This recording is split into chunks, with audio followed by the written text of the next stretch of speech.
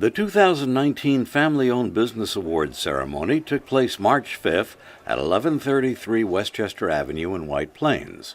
Presented by Westfair Communications, publisher of the Westchester County Business Journal, Fairfield County Business Journal, and WAG Magazine, the awards honored 20 families from Westchester and Fairfield whose enterprises have made an impact on the community and business world. The event supported the Wilton, Connecticut nonprofit Circle of Care, which provides practical, emotional, and financial assistance to families with children undergoing treatment for cancer. Its founder is Liz Salguero. We saw firsthand how little support there was and still is for families facing pediatric cancer. Or, as we like to remind everybody, the unimaginable, cancer in a child. When an adult is diagnosed with cancer, the process is very different. You have multiple tests, second opinions, weeks to determine a course of treatment, but when a child is diagnosed, it's an emergency. You see, their little bodies are growing, so their cells are multiplying at a much faster rate than ours are. Hospitalization is immediate. Within 48 hours of Carlos's diagnosis, he had had surgery to implant a port, had had multiple blood transfusions, and had begun chemotherapy. It all happens so fast. Keynote speaker at the event was Scott Mitchell, Vice President of Sales at the clothing, jewelry, and accessory chain Mitchell Stores. My grandfather coined it, once a customer, always a friend. We're in the people business.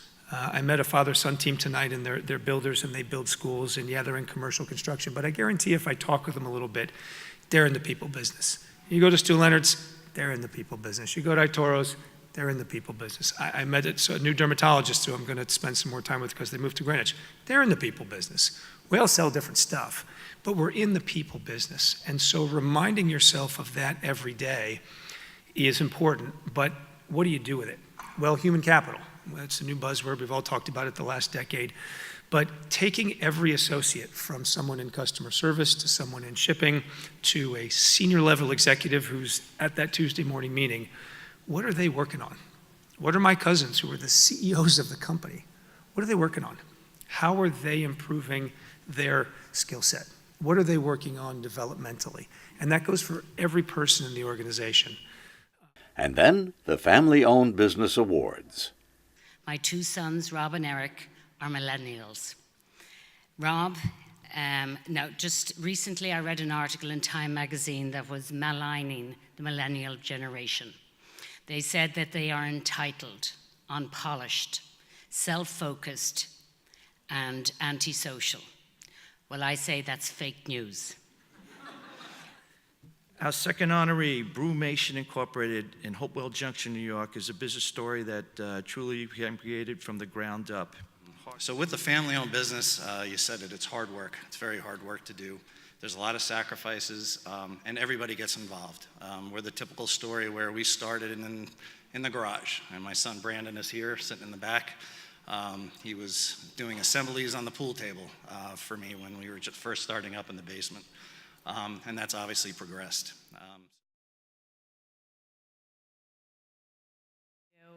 We love our flowers, we love our customers.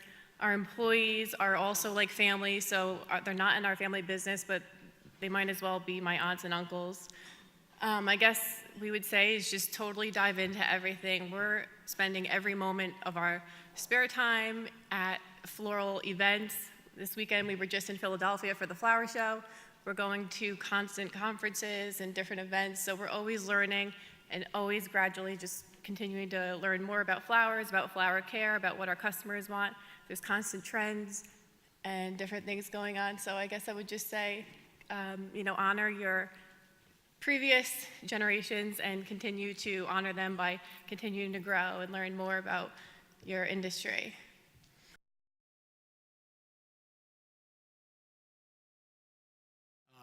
Our COO is my wife, Kara Kalanik, who's in the audience tonight. She joined the practice in 2013, and since she joined us in 2013, we've grown by a factor of 5. And it's really thanks to her efforts. She's our jack of all trades. She does everything from design and build for our new facilities to dealing with compliance issues with the Department of Public Health and OSHA and CLIA and everything else in between. So my advice for a successful family business is find a Kara Kalanick.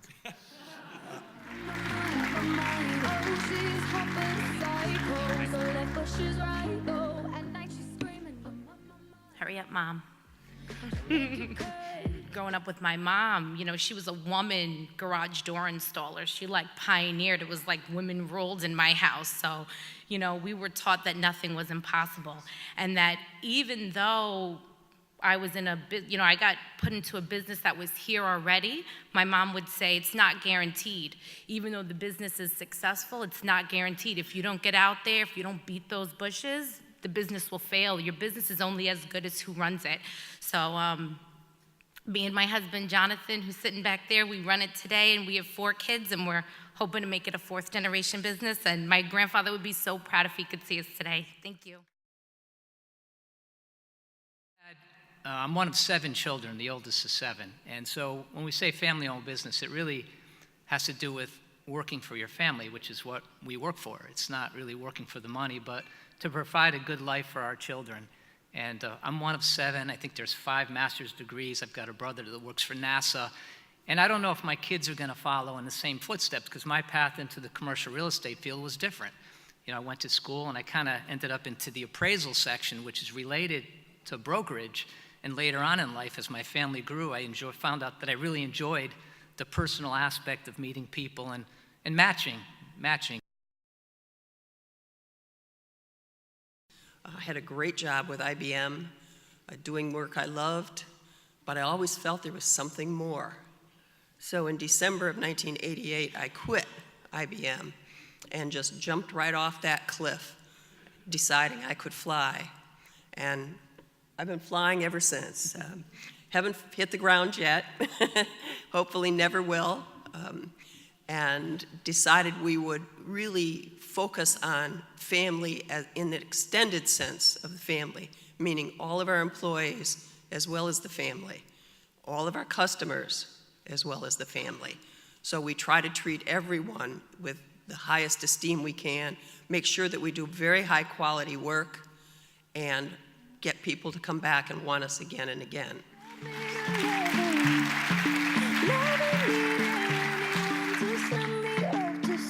We also think about the business owner, the first generation. They're typically holding the reins so tightly that the next generation can't even understand what it means to operate a business. So you've got to allow somebody to ride shotgun with you throughout the process to learn what this is all about, as opposed to tossing the keys to them on your last day and saying, okay, it's all yours.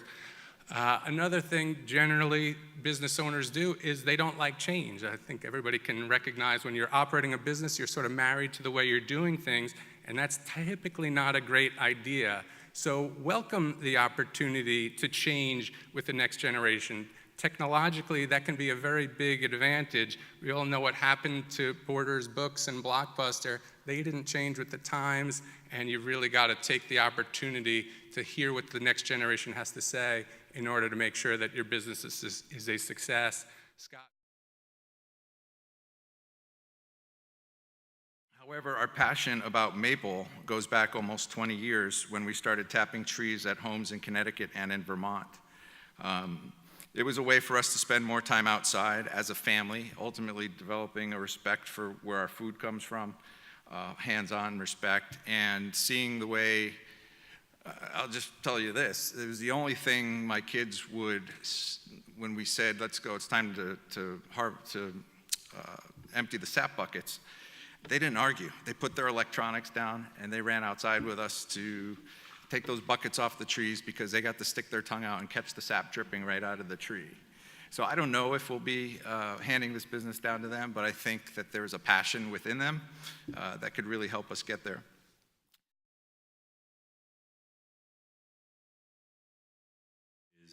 Integrity, the willingness to not compromise character for a quick buck. Like the great saying, if you do not stand for something, then you fall for anything.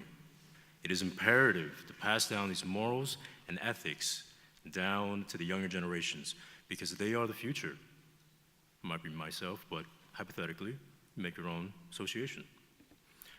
It is through our sacrifice that the younger generations have a blueprint a model to refer back upon in their pursuit of greatness and happiness. Now,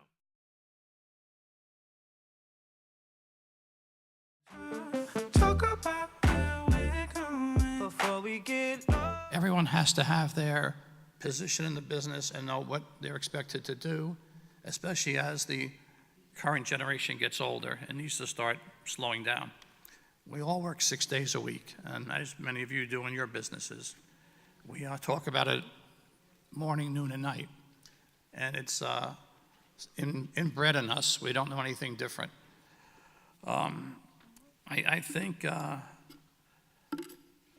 other part is trusting your employees. We have over 100 employees, and we try to treat every single one of them like family.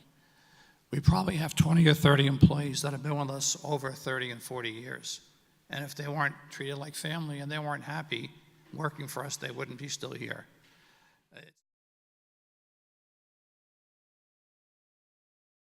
My advice to everyone here, in addition to treating all the people that you work with and your customers like family, is to listen to your customers for the direction for the next segue in your business, because if you don't reinvent yourself and you don't change with the times, then you're not going to be around. And we certainly didn't want to be the generation that killed the family business. And my father and my uncle were quite wise in looking at the direction that our customers were going in, from metal forming to plastic molding. And so we segued from tools that decorated on metal products to tools that decorated on plastic products. So my brother and I have been working to further that segue to not just making tools that decorate on our customers' products, but also assemble them. So.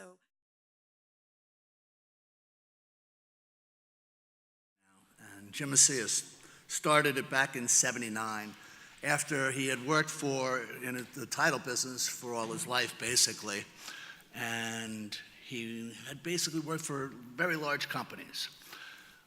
Back in the '70s, there was a huge recession, and he was laid off. So he set out to start his own company, and he bought into a small startup company in Yonkers, Statewide Abstract. That was back in '79, double-digit interest rates, nothing was really happening very good in the real estate market. We set out and we headed to White Plains, New York, which was the county seat at that time. We expanded into Manhattan, and through the years, over 40 years, you're doing a lot of expanding, contracting, expanding and contracting. And what also, surrounding yourself with quality people would be recruiting. Congratulations, Steps Home Care. Would you please join me on the stage to receive your award? We wouldn't be a family business if you weren't instilled those values from your older generation. So I just want to thank that older generation that instilled that in all of us, that hard work that gets us up every day. Being self-employed or running your own business, it could be quite easy to just sit in our pajamas all day, but that's not going to bring a paycheck at the end of the week. So having that self-driven desire to get up every day and run your business and work your hardest and show that example to the next, I think that's what makes these generations continue on with family businesses. So.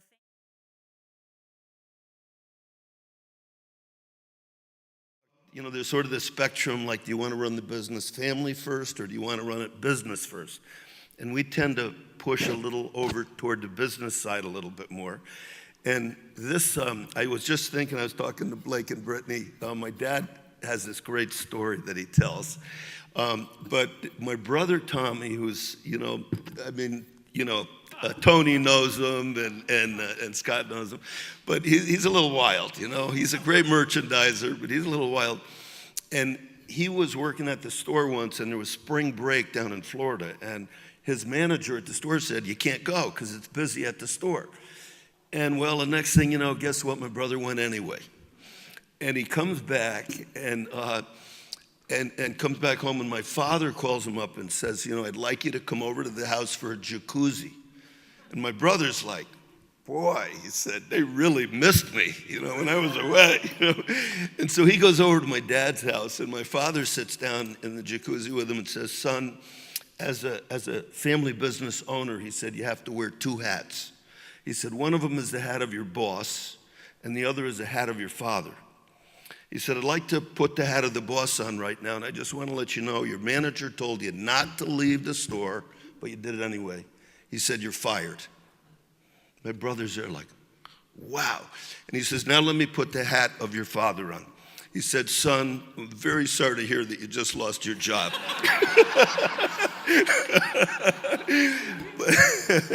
But anyway, we are honored to be with all of you tonight, and thank you. And I know there's a lot of customers out there, and we're honored to get this award. Thank you very much.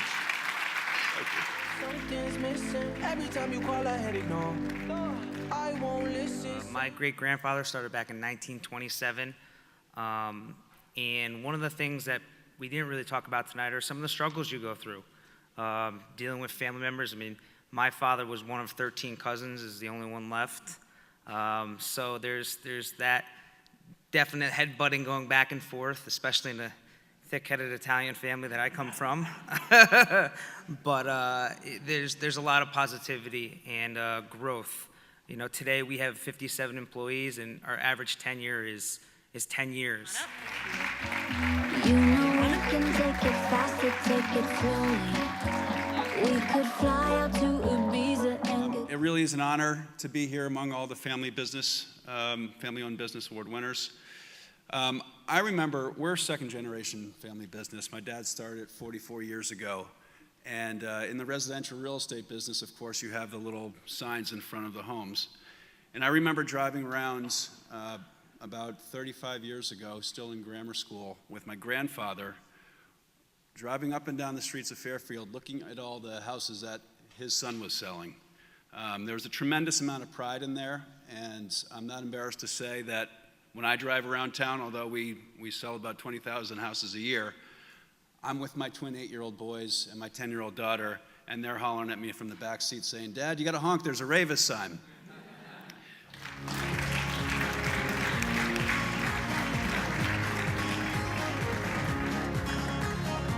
One of the things that Xylaware does that makes it a successful third-generation family business founded by my grandfather is that, in fact, it doesn't look anything like it did 96 years ago, and it probably didn't look much like it did 12 years ago. And that is paying very close attention to what's happening in the market and what our customers need. And so if I say that we all are facing in the same direction and aligned with what we're trying to do, the business as a family, we support our employees as family members, our customers as family members. So an example of that is we, for instance, make Sophia Loren eyewear, which is designed for women who want to wear elegant glasses. And we understand that big guys can't find glasses. We just launched Shaquille O'Neal eyeglasses. But more critically, things like this, we have customers, Raymond, who's in the room, will understand this one, that in fact, because we are in the fashion business, that the best-selling frames in your store are the ones that sold today. And we actually listen so closely to what our customers need, and that is, that frame should be in the store the minute after the consumer leaves with their frame.